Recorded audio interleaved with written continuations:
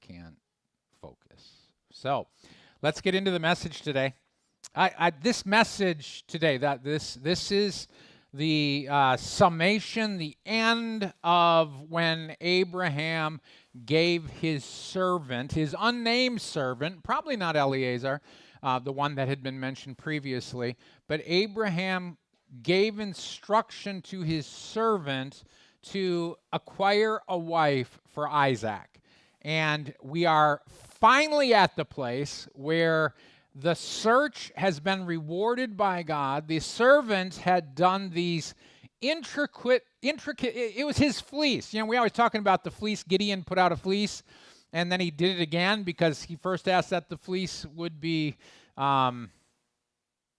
wet and the ground dry, and then vice versa because he realized, the fleece would hold the water longer than the ground would. And so then he asked again, Lord, this time can the ground be wet and the fleece dry? And that was his fleece. We call Gideon's fleeces whenever you're saying, Lord, please give me a sign to help me have even more courage to be able to step forward confidently in your plan. Well, the servant did a fleece when he was standing outside the city, whether it was Nahor or Haran, we don't know the name of the city, but he's standing out there and he gives this whole thing. Lord, when one of the damsels comes out and she draws water from the well, I'm going to ask her for a drink. And if it's the one that you want for Isaac, have her also offer to water my 10 camels. You know, a major amount of work. This is not something that most of us would do. There's schedules to keep. There's, she'd be glancing at her wrist, big sundial on it. And so she gets, that is exactly what happens. And so the servant knows his quest, and then he finds out it's Abraham's relatives, Isaac's cousin, a little bit removed. And so he's excited. He knows he had been sent to Abraham's father's house, and he was the first young woman he runs into is from that. He knows it's the Lord. So now he goes in and he communicates that to all of the relatives, and the relatives are like, they're stunned, and they realize, and of course, the young lady's standing there saying, yeah, that's exactly what happened, and they're probably looking at her, did you fall on your head? Like any parent, or brother, they'd be going, you watered his 10 camels without charge? And, but that to them was a sure sign also it was the Lord, so they gave permission for the servant to take Rebekah back to Abraham in order to be married to Abraham's son. Now, this was pretty much saying goodbye to her. There would be little chance that they would run into each other again in this life. They might hear some reports of what's going on. In fact, we know Jacob eventually ended up back there, and that, of course, he would find out all sorts of family. There was just a lot of more interchange. But it is quite a thing to wake up in the morning and to have your daughter and maybe be thinking about, well, who are we going to marry her off to someday? Maybe there was already negotiations going on. And by evening, being prepared to send her away for the rest of her life. That has to be the Lord. Okay, so today, though, I want to look at things a little bit from Rebekah's perspective. Because she's brought into the equation. She has to make a decision. We don't talk enough about Rebekah. She is the only patriarch's wife who is spoken to by Yahweh, by God. And this woman is an amazing woman. And so that we are looking at. And so we are as we look at this woman, we have to recognize she is an amazing figure in biblical history. By the way, some of the words that she says are the exact same words that Ruth says in the book of Ruth. And there's no doubt that that's not a coincidence. There's an echo going on in the stories between them. So today I've entitled this message, Rebekah Starts Her Journey, Her Leap of Faith. And if you it's one thing when you send your kids off to college. Y'all, if you do that, have anybody done that? Send their kids to college and they're going out and they're, you're saying, have a good time these next 4 years. You'll see them over the summer and you'll see them on the holidays, but they're separate from you. You're going to see them again. It's still an emotionally hard thing on the kids, although it's a new adventure starting for the kids, and it's very difficult for the parents because now they're not going to have the company of their children to watch them grow and mature and do all that. Well, this is an even bigger deal because she was about to say goodbye to everything that she knew and step into the total unknown. And it was her choice when to get this whole process started. So let's get into the story today, starting with verse 52. Now, if you will act, this is just in the italics there, that's just last week, so we get into the context. This is the servant speaking. Now, if you will act with loving kindness and truth toward my Lord, tell me. Laban and Bethuel responded and said, the situation comes from Yahweh. Take Rebekah and go. Let her be the wife of the son of your Lord.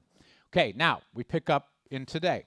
When the servant of Abraham heard their words, he bowed down low to the ground to worship Yahweh.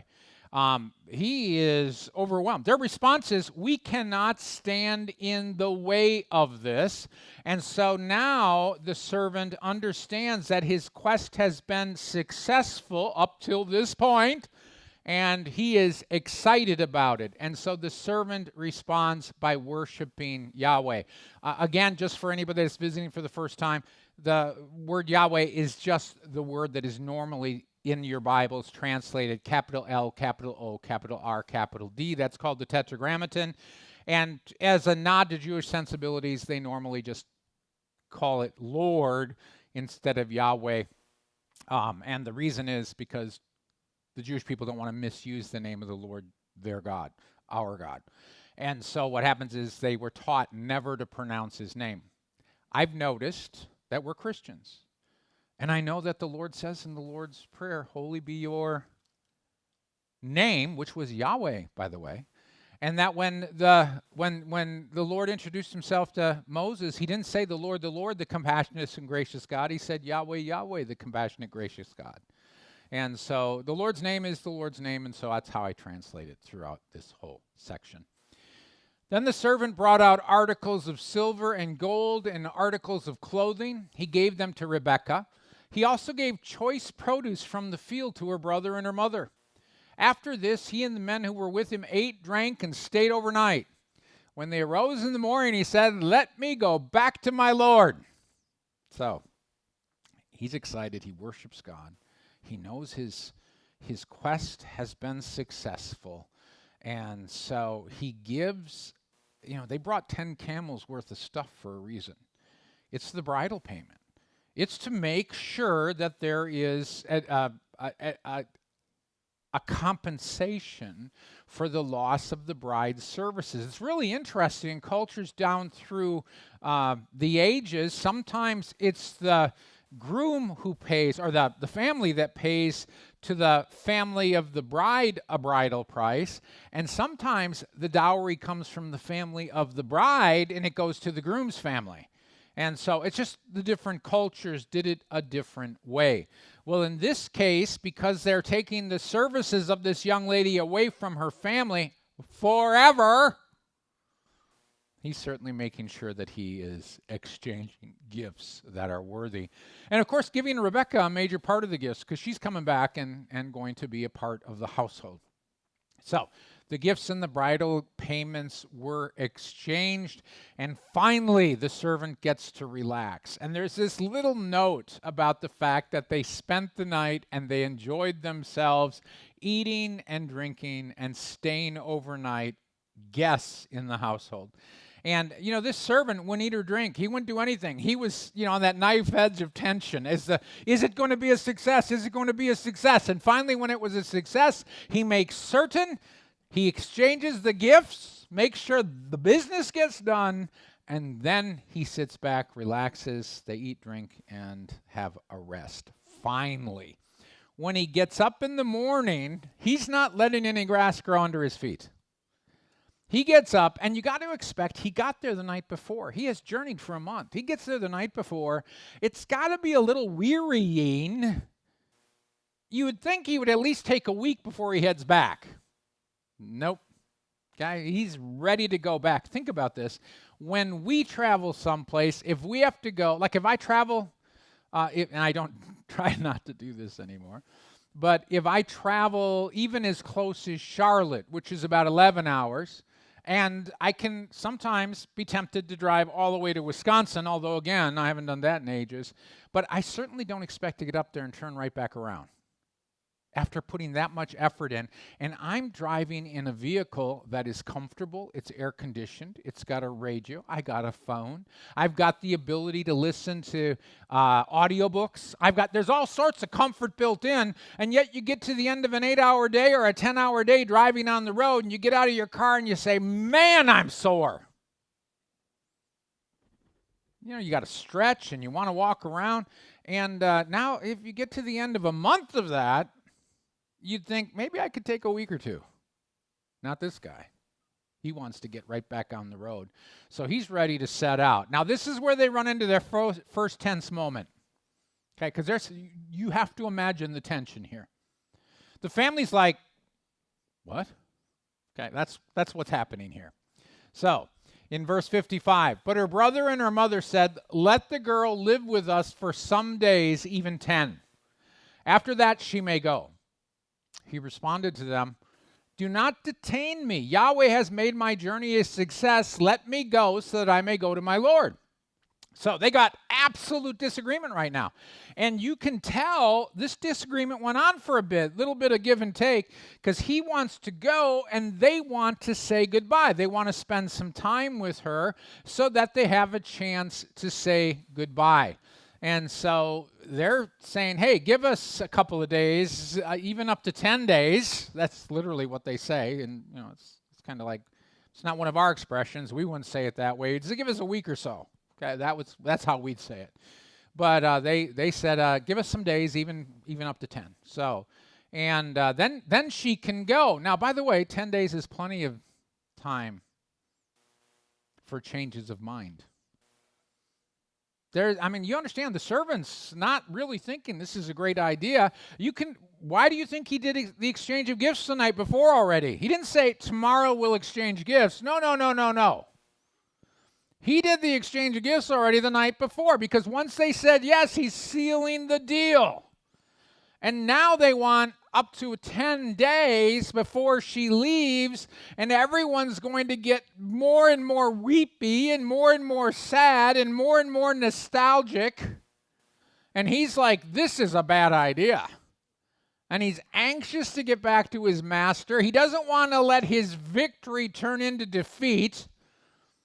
So he's ready to get on the road, and he is insistent.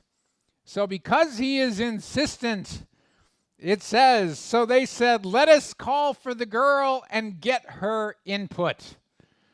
Then they called Rebekah and asked her, will you accompany this man? And she responded, I will go. Now, this is Rebekah at her finest, because she obviously was listening to the conversation and understood the context. It wasn't a question about, are you willing to go to get married to Isaac? It was a question, are you willing to go today? So they said they were willing to leave it up to Rebekah. Now, by the way, in some of the marriage customs of that era, we know that when the families were negotiating, the final word was up to the bride, and she had to agree to it. Now, whether that was the case exactly here, don't know. But when she made agreement, it was a sealed deal. Okay, so that seems to be what was going on.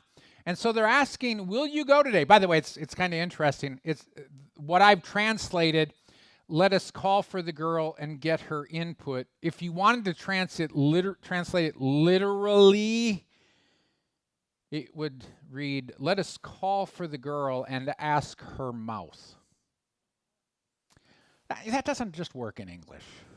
It's like, this is weird pictures come to mind, but it's ask her input, obviously. What comes from her mouth? And so, will you go today? And it reveals a lot about Rebekah. Okay? She's willing to take the leap of faith. This is Abraham previously getting told and asked by God, hey, leave your father's house and family and go to the land to which I am calling you. She is demonstrating right away that she is a worthy replacement for Sarah to be the matriarch of the household of faith, now that Sarah has passed away. And so she's revealing who she is. She's willing to take that step. And everyone knows it's the Lord. Everyone knows it's Yahweh. And so she's going, I'm willing to go today. If this is Yahweh, I'm willing to go today.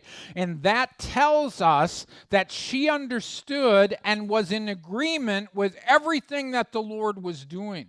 This is an incredible woman in biblical history, because of even how she starts her journey toward the land of promise. And of course, we're going to get into the rest of her story where she was adamant that the Lord had spoken to her about the birth order of her sons and who would be the one that would serve the other. And so she took some unorthodox actions to be able to bring about what she knew the Lord had told her. And we're going to see more of that as we see. But we get this glimpse of who she is right away. I mean, you got to understand, this is a teenager. This is probably a 14, 15-year-old girl who's looking at her parents and saying, I'm willing to leave you forever. And I just unbelievable fortitude and ability to step into this faith that if this is the Lord, he's going to cover me. Because they knew nothing about it. I mean, they knew it was Abraham. He was a sheik. Maybe Isaac was as ugly as you can imagine. Maybe his idea of fun was pulling, the pigtails of little girls. Now, he was almost 40 by now. He wasn't doing that anymore. But you understand, he could have been someone who was cruel and mean. I mean, she knows nothing about the man, although by now the servant has said he's a really nice guy. Understand. He has told her a little bit about. By this time, certainly he would have had said a little bit more about Isaac.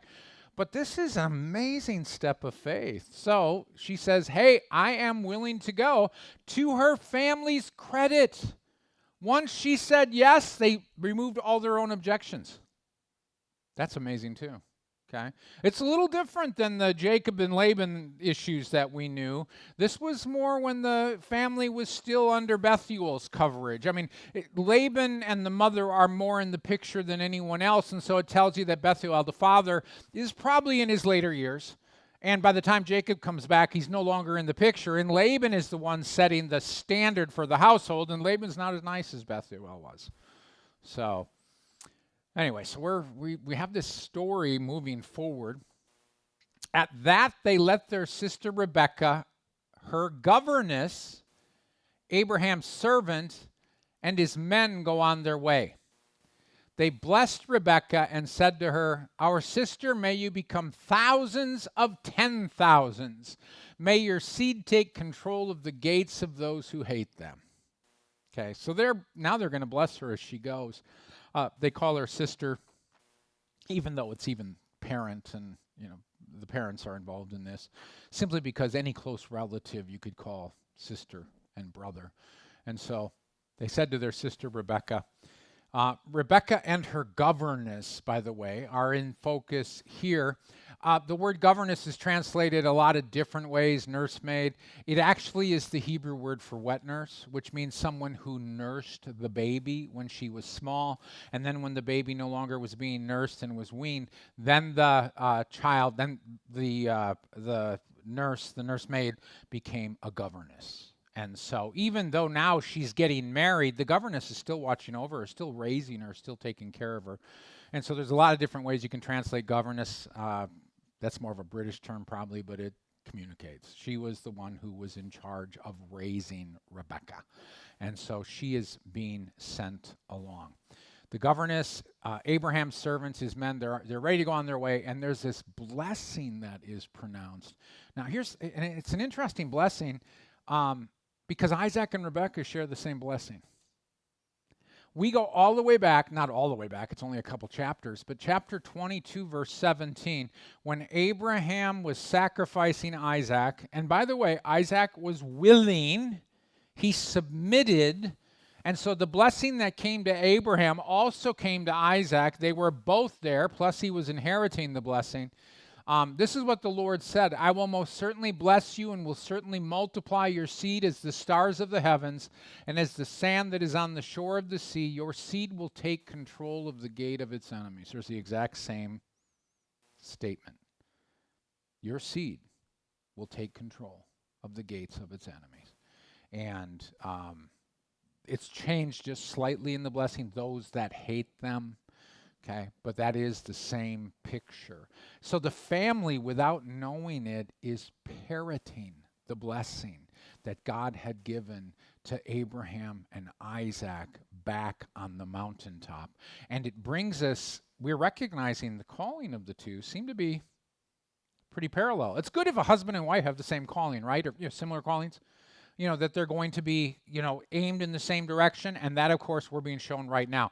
Rebekah was the one, and this blessing demonstrates even more why she was the one. And, of course, a woman of faith and all of those things, as I've already said, is amazing. Now, then Rebekah arose along with her female servants and mounted the camels, following after the man. The servant took Rebekah and left. Isaac had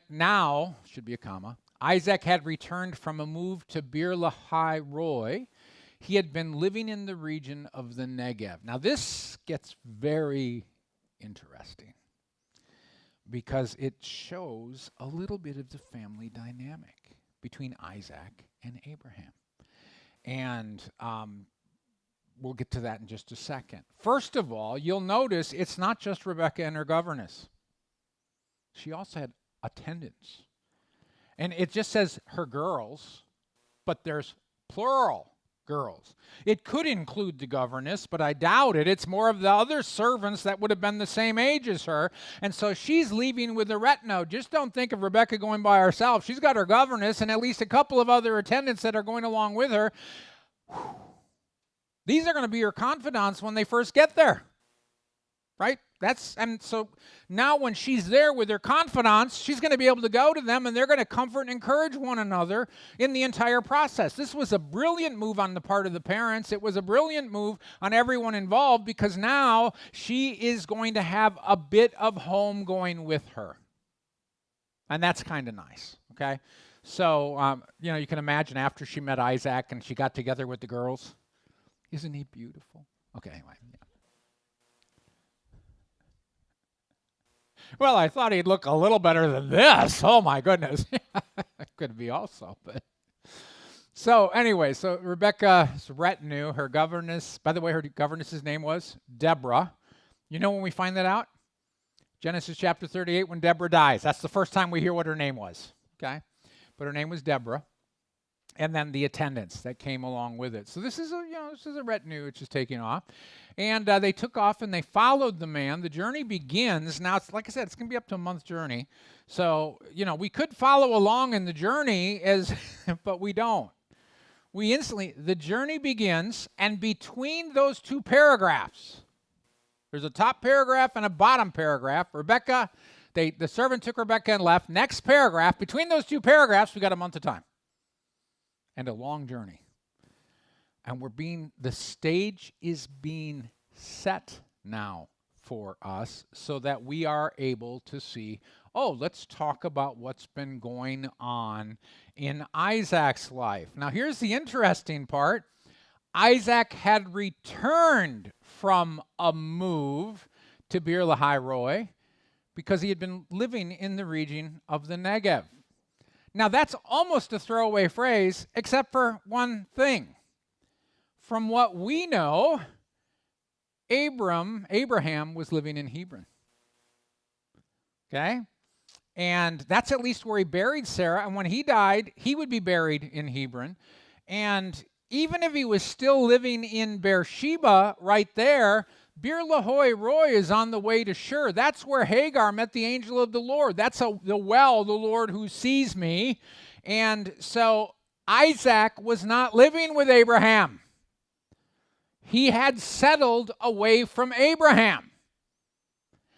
However, before the Caravan shows up.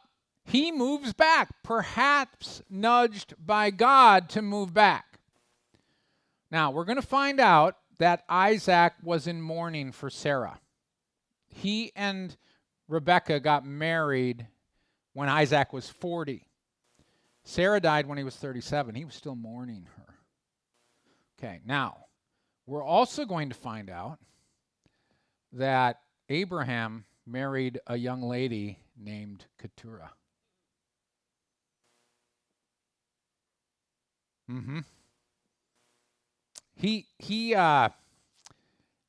Abraham would have been 137 when Sarah died, and he got married to Keturah somewhere in there, and Isaac's still mourning Sarah. And you can understand, I mean, just think about it. I mean, he's not going to disrespect Dad. Dad's getting married, that's fine for Dad, but he's mourning Sarah, and it's probably hard to see another woman in his mom's place. And so what does he do? Because he's mourning, he separates himself from his dad. And I'm sure it was very respectful, and he just said, I'm just going to have to live apart for a while. I got to work through this, okay? And that's at least my reconstruction of this, because he had moved down away from Abraham, clearly, and now had come back before the caravan shows up, probably by the prompting of God. Maybe Abraham himself had sent a note and said, it's time to come back. I have sent for a bride for you. And of course, then he'd come back, okay? Because that was Abraham's business, to arrange a marriage. That was just the culture of the time. And so he'd come back for that. But in chapter 25, verse 1, which is what we look at next week, we see that Abraham married Keturah. By the way, he had a lot of kids with her, okay? And we'll read about them next week. So this is not a platonic relation. This is not a David where he gets Abishag and it says very clearly, she's just there to keep him warm at night with her body heat, and they have no intimacy. This is a different deal. There's kids being born. So again, Isaac probably was willing, Dad, you can do what you want, but it's hard for me to deal with this right now, and moved away. And by the way, that happens all the time today too. You all know that, right? This happens as there's widows or widowers, and then there's a new man or woman in the picture. It's hard for the children to be able to make the adjustment. It just is, okay? So this makes perfect sense to me. So Isaac has moved back.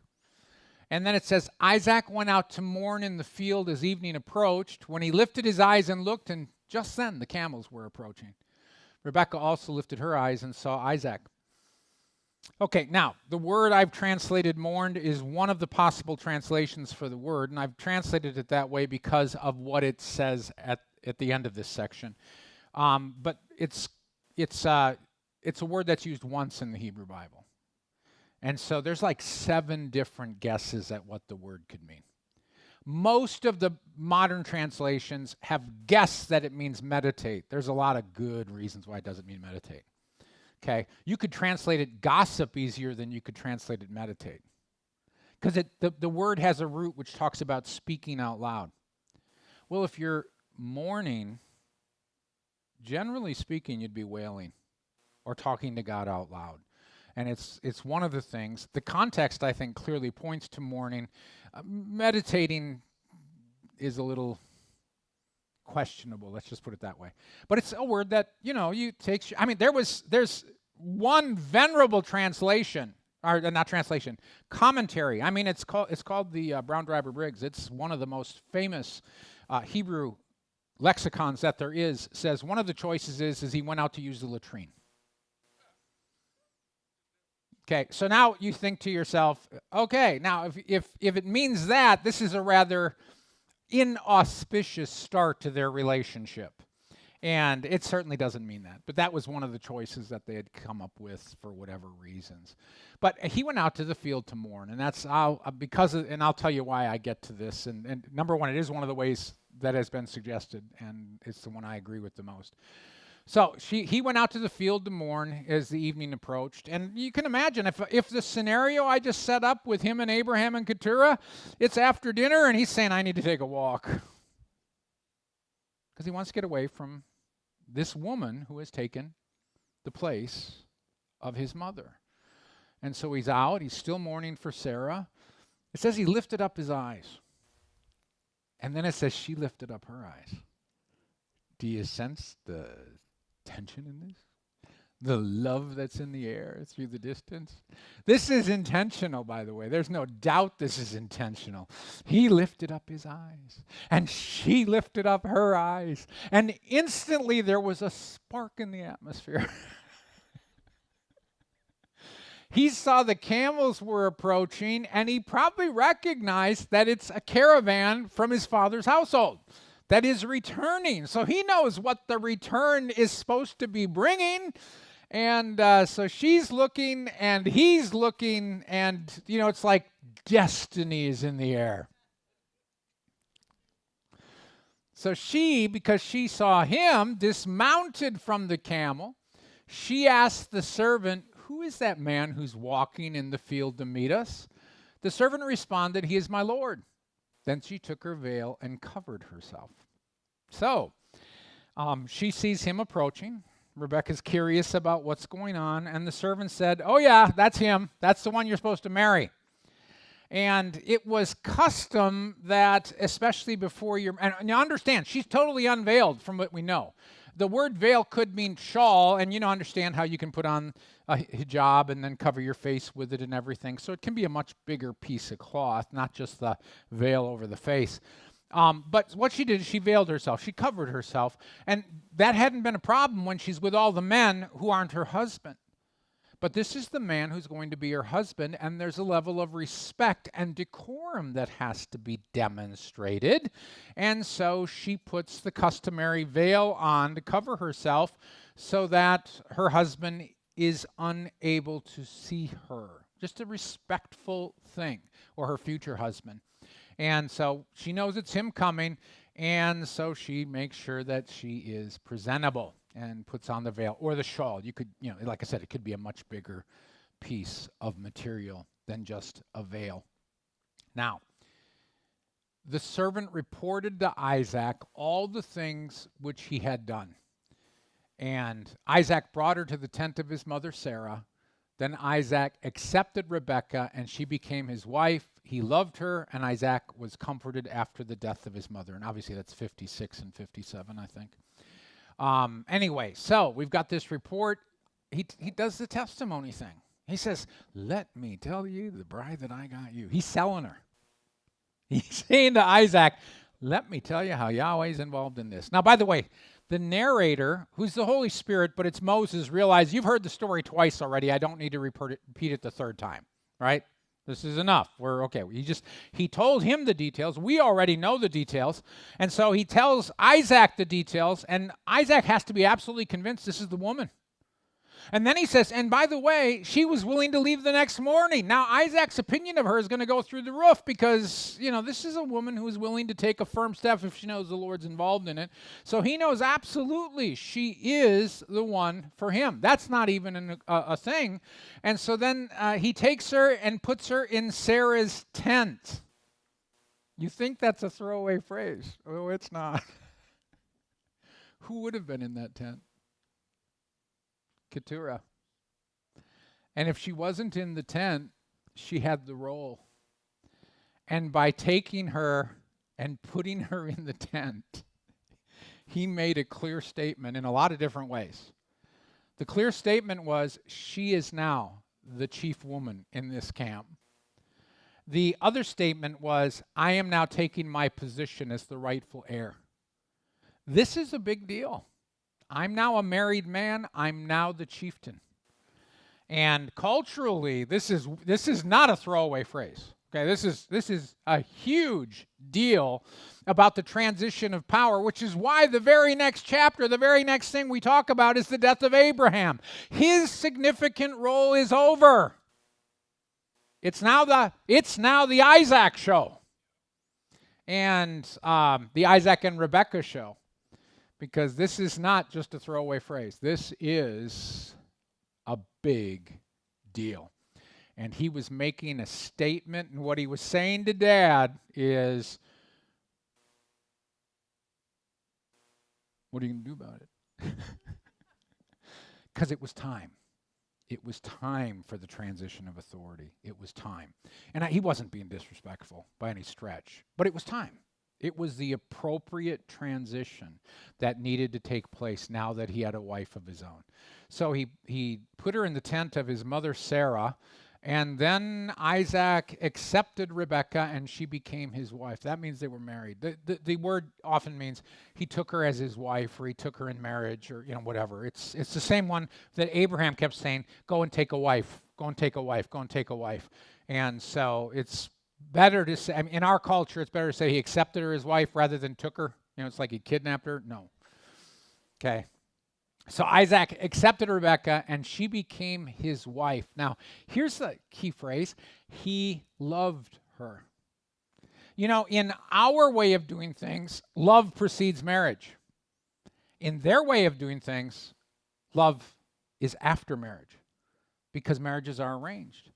And then love, as two people are sacrificing and dying to self, love is expected to grow in the relationship. It reminds me of the old marriage counseling trick. It's actually a method which has been used down through history, especially among the rabbis, where people that have come to loggerheads in their marriage and they're just butting their heads and there's no agreement, and they come to the rabbi and they say, Rabbi, we're going to get a divorce. We just can't handle each other anymore. And the rabbi gives an assignment to the couple.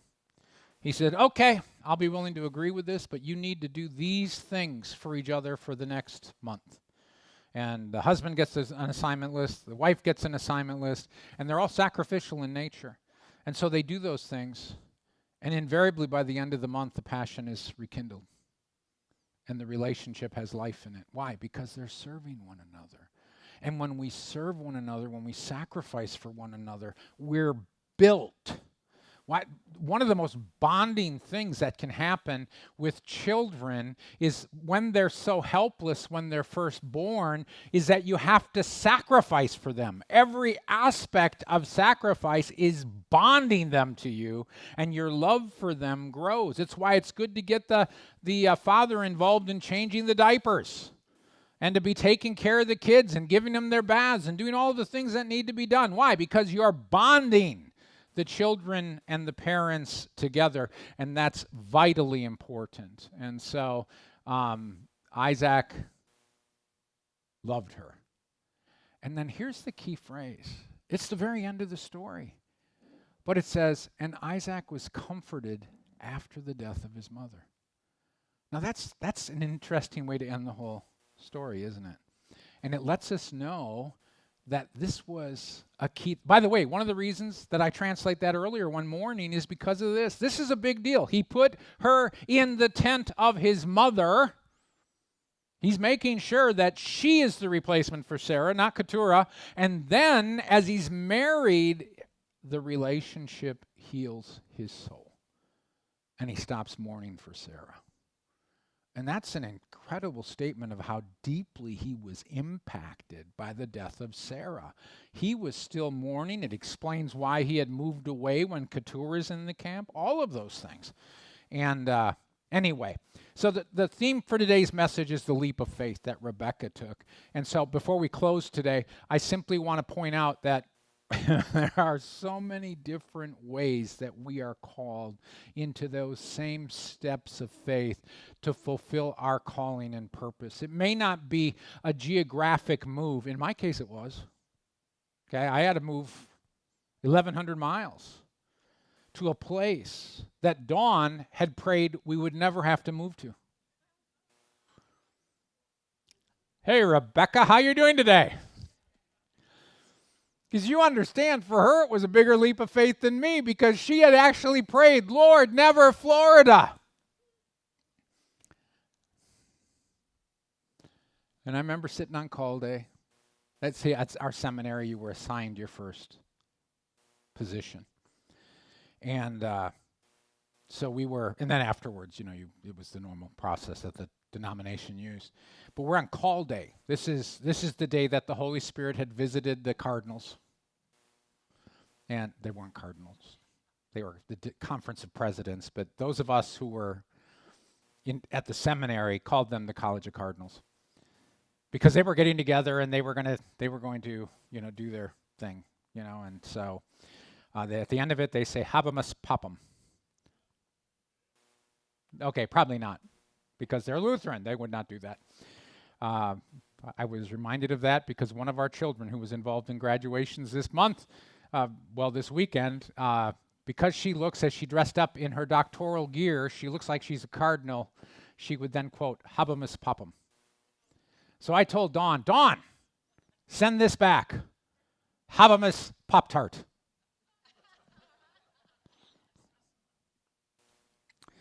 And I think you can understand that. We have okay. Anyway,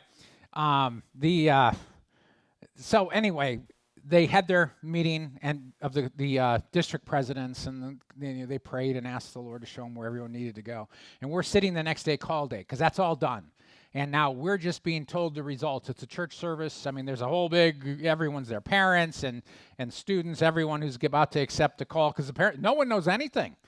And so we're all sitting there thinking, and all the parents are like, please have it be close to home, please. Okay. And so we had lived my parents are from Fond du Lac, which is just north of Milwaukee. And all of a sudden we hear a Randal Cutter, Coral Springs, Florida, and it mentioned the name of the church. And Dawn is next to me. I can't even imagine how she was feeling because you heard the magic words Florida. Yeah, where in Florida is that? Well, no one knew where Coral Springs was at back then. It had 30,000 people in it. But I remember my dad. He was like, yes! Because he'd have a place to go visit. This was a man with vision. But anyway, and your parents were really unhappy, very unhappy, more than a little unhappy. They went into deep mourning. A dark night of the soul was upon them. So anyway, different responses of different families for different purposes. But we understand there's things that you do sometimes to initiate your calling. If I'd have said, I'm not moving to Florida, or if I would have, once I came to Florida, said, get me out of here as quick as possible, the calling that God intended for me to have, what's that calling? Oh, it's called authority over weather patterns. Okay? I mean, because when you're in the Midwest, you don't think in those terms. But here, you got a lot of time to think about that. And so when the Lord initiates that, it's something that you step into. So we initiate what God is doing. Rebekah had no idea what was coming in her life, but she knew if she was going to step into her next purpose, she was going to follow the leading of God. And that's all we can ever do, is follow the leading of God. And when it's obviously God, and after the College of Cardinals met, it was certainly the Lord. Okay. They did hear from the Lord sometimes. And I'm talking about our conference of presidents.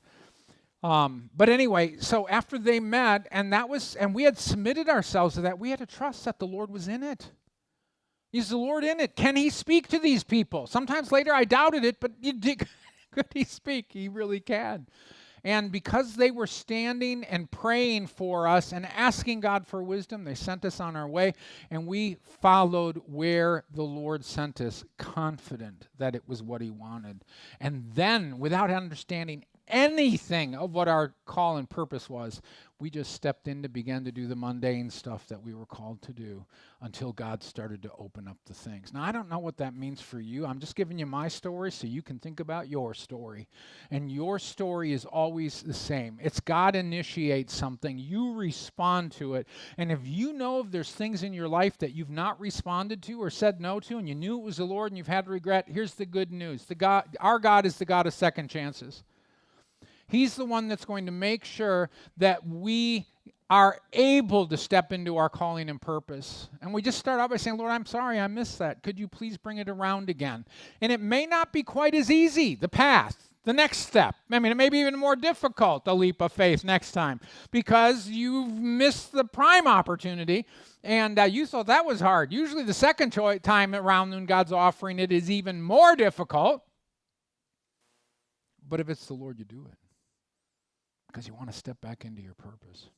If you know that you have stepped away from it. God's a God of the second chances. And so Rebekah took advantage of the first opportunity she had. Not only that she would go, but also that she'd go immediately. Tells us a lot about who she was.